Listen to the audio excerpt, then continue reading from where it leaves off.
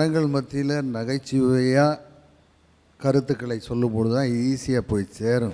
அதுக்கு ஒரு எடுத்துக்காட்டு தான் உங்கள் யூனிட்டே அசத்துறது. உங்கள் டைரக்டர் சூப்பராக அசத்துறாரு. என் பெட்ரூமில் என் மனைவியோட யாரோ இருக்கிற மாதிரி சத்தம் கேட்டுச்சு. நான் போய் கதவை திறந்து பார்த்தேன், அங்கே யாருமே இல்லை. அடாடாடா, 5 நிமிஷத்தில் நம்ம மனைவியை சந்தேகப்பட்டோமேன்னு சொல்லி தற்கொலை பண்ணி செத்துக்கிட்டேன்னு நினச்சான். அதுக்கு அந்த ஆவி சொன்னிச்சான், ஏன்டா ரூம் கதவை திறந்து பார்த்த நீ அங்கே இருக்கிற ஃப்ரிட்ஜை திறந்து பார்த்துருந்தா நம்ம 2 பேருமே உழைச்சிருக்கலாமே நினச்சான்.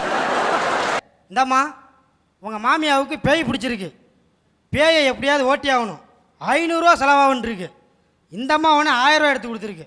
ஏம்மா நான் 500 ரூபா தானே கேட்டேன். அட நீங்கள் ஒன்று சாமி, பேய் வேணா இருந்துட்டு போட்டு என் மாமியா ஓட்டிடுங்க. மழை பெய்யும் போதெல்லாம் முன் ஞாபகம், அப்புறம் வெயில் அடிக்கும் போதெல்லாம் முன் ஞாபகம், அப்புறம் என்ன அப்புறம் உடைய வாங்கிட்டு போய் எவ்வளோ நாள் ஆச்சு திருப்பி கொடுத்தியாங்க. காதலிச்ச பொண்ணையே கல்யாணம் பண்ண நினைக்கிறேன், நீ என்ன நினைக்கிறேன்னு விட்றா. நல்லது ஒன்று நடந்தா கெட்டது ஒன்று நடக்குன்னு சொல்லுவாங்க. இதெல்லாம் பெரிய விஷயமா? அப்படி குழந்தையா இருக்கும்போது எங்கள் அப்பா என்ன கண்ணு குட்டின்னு கூப்பிடுவார். ஆனால் இப்பெல்லாம் எருமை மாடு கூப்பிடுவாரு. சார், உங்கள் பையன் வருங்காலத்தில் பெரிய அரசியல்வாதியாக வருவான்னு நான் நினைக்கிறேன். ஏங்க அப்படி சொல்கிறீங்க? எப்போ டெஸ்ட் எழுதினாலும் நெஞ்சு வழின்னு போய் படுத்துக்கிறானே. வாங்க, இன்னைக்கு என்ன செஞ்சு அசத்த போறீங்க? Stand up comedy. ஸ்டாண்டப் காமெடி அசத்திருங்க. 2 பேர் பேசிட்டாங்க. டி கையில என்னடா காயம்? அப்பா அடிச்சிட்டாரு. ஏன்டா அடிச்சாரு? நாளைக்கு எக்ஸாம் ரிசல்ட் வருது, அதுக்கு ஏன்டா இன்னைக்கு அடிச்சாரு? நாளைக்கு அவரு ஊருக்கு போறாராம். என் அண்ணன் படிச்சுக்கிட்டான், நான் படிக்காம கேட்டேன். ஏன்டா நீ படிக்காம கேட்ட? படிச்சுக்கிட்டு போக ரொம்ப நாளுமே. இது யாரோட நோட்டுடா? இது ராமோட நோட்டு. அதை ஏன்டா என்கிட்ட வந்து காமிக்கிற? அவங்களோட அப்பா எவ்வளோ நல்லா மேக்ஸ் போட்டிருக்காரு பாருங்க, அதை பார்த்து நீங்களும் கற்றுக்கோங்க. அதுதான் நான் குழந்தையா இருக்கும்போது எங்கள் அப்பா என்ன கண்ணு குட்டின்னு கூப்பிடுவார். ஆனால் இப்பெல்லாம் எருமை மாடு கூப்பிடுவாரு. சார் சொன்னார், டே உனக்கு டைஃபாய்டு ஜுரம் தானே வந்துச்சு, அப்படியும் லீவ் லெட்டரில் மலேரியான்னு எழுதியிருக்க. சார், டைஃபாய்டுக்கு ஸ்பெல்லிங் தெரியல சார். அங்கிள், எங்கள் அப்பா சுற்றி இருந்தால் வாங்கி வர சொன்னார். உங்கள் அப்பா வேற என்னடா சொன்னார்? அந்த கஞ்ச பையன் கொடுக்கலன்னா 3வது வீட்டில் போய் வாங்கி வர சொன்னார். இந்த கணக்கு உங்கள் அப்பா தானே போட்டார்?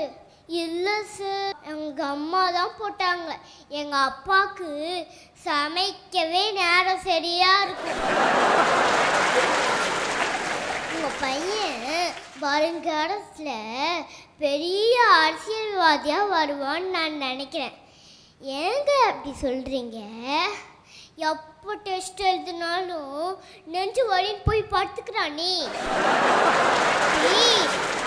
சாமிக்கிட்ட நல்ல அறிவாக தன்னுன்னு வேண்டிக்கோடா.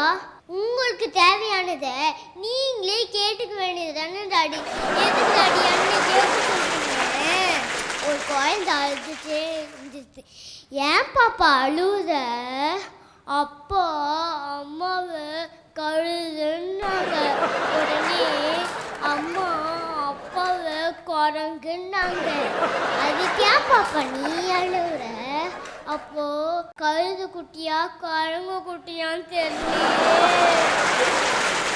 Super super Sanjay sir. இவரோட பர்ஃபார்மன்ஸ் பற்றி நீங்கள்? அதாவது தமிழில் ஒரு பழமொழி சொல்லுவாங்க, விளையும் பயிர் முளையில் தெரியும். அந்த மாதிரி சின்ன வயசுலேயே, அதாவது ஃபேஸ் எக்ஸ்ப்ரெஷன்லாம் ரொம்ப நல்லா பண்ணுறாரு. ரொம்ப பாராட்டுங்க. ஒரு மனிதன் வாழ்க்கையில் காலையிலேருந்து வேலை செய்கிறோம், நைட்டு 8 மணிக்கு படுக்கிறாங்க, 9 மணிக்கு படுக்கிறாங்க, 10 மணிக்கு படுக்கிறாங்க, 11க்கு 12 2 3 மணிக்கு படுக்கிறவங்க கூட இருப்பாங்க. ஏன்னா ஒர்க். ஆனால் ரொம்ப டயர்டான உடனே கூட இருந்த ஃப்ரெண்ட்ஸோ இல்லை மதரோ ஒய்ஃபோ இருக்கும்போது, சாரி ரொம்ப டயர்டாக இருக்கேன், நான் போய் படுத்துக்கிறேன், குட் நைட்னு சொல்லிட்டு போவாங்க. ஆனால் மறுநாள் காலையில் எந்திரிக்கும்போது நான் எந்திரிக்க போகிறேன்னு யாருமே சொல்லிட்டு எந்திரிக்கிறது இல்லை. படுக்கும்போது குட் நைட் சொல்லிட்டு போய் படுக்கிறோம். நாம் எந்திரிச்சாதான் வாழ்க்கை. ஒரு சின்ன விஷயத்தில் எவ்வளோ இருக்கு பாருங்கள். வாழ்க்கையே அதுதான், ஈஸியாக எடுத்துக்கணும்.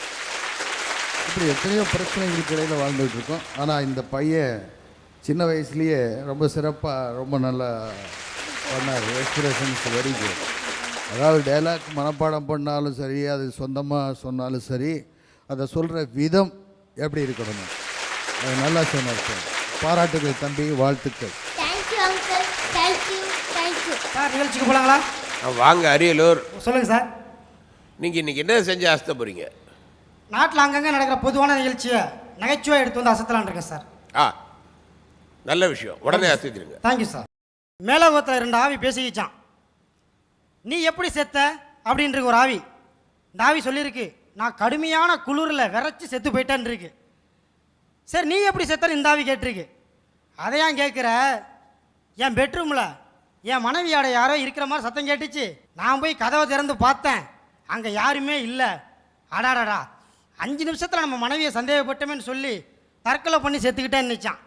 அதுக்கு அந்த ஆவி சொன்னிச்சான், ஏன்டா ரூம் கதவை திறந்து பார்த்த நீ, அங்கே இருக்கிற ஃப்ரிட்ஜை திறந்து பார்த்துருந்தா நம்ம 2 பேருமே பிழைச்சிருக்கலாமே நினச்சான். அதே போல் ஒரு அம்மா கேட்டிருக்கு, ஜானு ரயிலில் ஆபத்தான பொருளை கொண்டு போகக்கூடாதாமே அப்படின்னுச்சு. ஆமாக்கா, ஏன் என்ன? அதனால தான் என் மாமியை அவனை வீட்டிலே விட்டு வந்துட்டேன் அப்படின்னு. ரொம்ப கொடுமையான விஷயம். ஒரு அம்மா என்ன சொல்லியிருக்கு, ஒரு பூசாட்டை தான் மாமியை கூப்பிட்டு போய், ஐயா நானும் பார்க்காத டாக்டர் இல்லை, பண்ணாத வைத்தியம் இல்லை, என் மாமியாவுக்கு என்னன்னே தெரியல, ரொம்ப உடம்பு சரியில்லை அப்படின்னதுக்கு அவர் ஏதோ பல டெஸ்ட்லாம் பண்ணி பார்த்துட்டு, இந்தம்மா உங்கள் மாமியாவுக்கு பேய் பிடிச்சிருக்கு, பேயை எப்படியாவது ஓட்டி ஆகணும், 500 ரூபா செலவாகுன்ருக்கு. இந்த அம்மா ஒன்று 1000 ரூபா எடுத்து கொடுத்துருக்கு. ஏம்மா நான் 500 ரூபா தானே கேட்டேன். அட நீங்கள் ஒன்று சாமி, பேய் வேணா இருந்துட்டு போட்டு என் மாமியா ஓட்டிடுங்க, ஏன்னா பேயை விட பெருந்தலை என் மாமியா சொல்ல அப்படின்னு. இன்னும் அருமையாக சொல்லப்போனால் அந்த பள்ளி பருவத்தில் அடேங்க அப்பா வாதியார் பாடம் நடத்துகிறாரு. நான்லாம் அந்த வாதியார் வரைக்கும் வரத்துக்கு எவ்வளோ கஷ்டப்பட்டேன்னு தெரியுமா? சும்மா சும்மா இதே சொல்லிட்டு இருந்தார். ஒரு பையன் ஏன் சொல்கிறான், ஏன் சார் நீங்களும் கஷ்டப்பட்டு எங்களையும் கஷ்டப்படுத்துறீங்க, பேசாமல் ஏன் சார் வீடாக வாங்கினீங்க. ரொம்ப அருமையாக விஷயம் சொல்லிட்டு போயிடுவாங்க. அடுத்தது பார்த்தீங்கன்னா மருத்துவத்துறை. எங்கள் அப்பா ஒருத்தன் ஆஸ்பத்திரியிலேருந்து வேகமாக ஓடியாந்துருக்கான். தடுத்து நிப்பாட்டினேன். எங்கேயா போகிற, என்னையா உனக்கு? இந்த டாக்டர் இதுக்கு முன்னாடி சினிமா கோட்டையை வச்சுருப்பாரு போலான்னா, அதுக்கே நீ ஓடியாரண்ண. பின்ன என்னங்க, ஆப்ரேஷன் பண்ண போகிற பேஷண்ட்டு கழுத்தில் இன்றைய கடைசின்னு போர்டு எழுதி மாட்டிருக்காரு. அவன் ஓட மாட்டான். இந்த அம்மா சொல்லியிருக்கு டாக்டரை பார்த்து, டாக்டர் என் புருஷன் ரொம்ப நோஞ்சானா இருக்கார், எப்படியாவது இவர் பாடியை தேத்தி ஆகணும், அவருக்கு அப்படியே ஃபுல் அரிச்சு போச்சு. இந்த காலத்தில் இப்படி ஒரு அம்மாவா, என்னம்மா ஆச்சரியமாக இருக்குது. பின்னென்ன டாக்டர் ஒரு அடிக்கு கூட தாங்க மாட்டுறாரு. நம்ம என்ன அங்கே. அப்புறம் கேட்டிருக்கு, டாக்டர் எங்கள் வீட்டுக்காருக்கு பன்றி காய்ச்சல் இருக்குமோன்னு சந்தேகமாக இருக்குது. என்னம்மா அண்ணா பிளட் டெஸ்ட் எடுக்கலை, யூரின் டெஸ்ட் எடுக்கலை, நீயே எப்படி முடிவு பண்ண? பின்ன என்ன டாக்டர் எப்போ காய்ச்சல் வந்தாலும் சேத்துல விழுந்தான் முரள்றாரு. நண்பர்கள் மத்தியில் ரொம்ப அருமையாக பேசிக்குவாங்க. சொல்கிறான் அவன், டே மாப்பிள்ள, என் காதலி பிரியாவுக்கு அந்த வானத்தை போல் மனசு அப்படியே புல் அரிச்சு போச்சு. இந்த காலத்தில் அப்படி ஒரு பொண்ணு இருக்கா? ஆட நீ ஒன்றா, அந்த வானத்தில் கிளைமேட் அடிக்கடி சேஞ்ச் ஆகிற மாதிரி அவன் மனசு அடிக்கடி சேஞ்ச் ஆகும். அதை சிம்பாலிக்காக சொல்லிடுவேன் சார். இந்த முகத்தையும் பார்த்து ஒரு பொண்ணு கவிதை சொன்னிச்சு. யார் மூஞ்சி? மூஞ்ச பார்த்தா? இந்த மூஞ்ச பார்த்து சார் தான் சொல்லிச்சு. சொல்லு சொல்லு, அந்த கவிதையுடைய லட்சணத்தை கேட்குறேன். ஜான் சொல்லுமா. மழை பெய்யும் போதெல்லாம் முன் ஞாபகம், அப்புறம் வெயில் அடிக்கும் போதெல்லாம் முன் ஞாபகம், அப்புறம் என்ன அப்புறம் உடைய வாங்கிட்டு போய் எவ்வளோ நாள் ஆச்சு திருப்பி கொடுத்தியாங்க. அப்போ நினைச்சேன், இப்போ உன் லட்சணம் புரிஞ்சு போச்சு. நீ கொடை வரலாம், நீ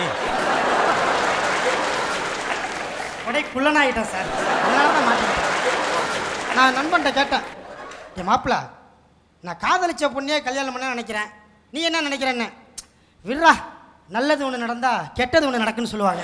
இதெல்லாம் என்ன பெரிய விஷயமா அப்படிங்கிறான். வாய்ப்பளித்த அனைவருக்கும் நன்றி கூறி விடைபெறுகிறேன். நன்றி நன்றி நன்றி. ஓகே அரியலூர் ஜான், சொல்லுங்க சார். வழக்கம் போல் வந்தீங்க. இன்னைக்கு சொன்ன ஜோக்கெல்லாம் ரொம்ப புதுசாக இருந்தது. கேட்காத ஜோக்குங்கள் ரொம்ப அருமையாக பண்ணீங்க. விஜயகுமார் சார், இவருடைய பர்ஃபார்மன்ஸை பற்றி நீங்கள் சொல்லுங்கள். அதான் முன்னாடியே சொன்னேன் இல்லையா, முதல்ல வந்தார் அப்போ வந்து அவர் நகைச்சுவை சொன்னார்னு. ஜனங்கள் மத்தியில் நகைச்சுவையாக கருத்துக்களை சொல்லும்போது தான் ஈஸியாக போய் சேரும். அதுக்கு ஒரு எடுத்துக்காட்டு தான் உங்கள் யூனிட்டே அசத்துது. உங்கள் டைரக்டர் சூப்பராக அசத்துறாரு. அதுதான் நான் முன்னாடி சொன்னல, திரைக்கு முன்னால் இருப்பவர்களை விட திரைக்கு பின்னால் இருப்பவர்கள் தான் மிக உழைப்பாளிகள், உழைத்து கொண்டிருக்கிறார்கள். அது நிச்சயமாக இருக்கும், அது யாராக இருந்தாலும். ஆமாம், சிறப்பாக சொன்னீங்க, வாழ்த்துக்கள். நன்றி நன்றி நன்றி நன்றி. தவறாம நம்ம அசத்தல் டிவியை எல்லாரும் சப்ஸ்கிரைப் பண்ணுங்க. வாங்க வந்தாருங்க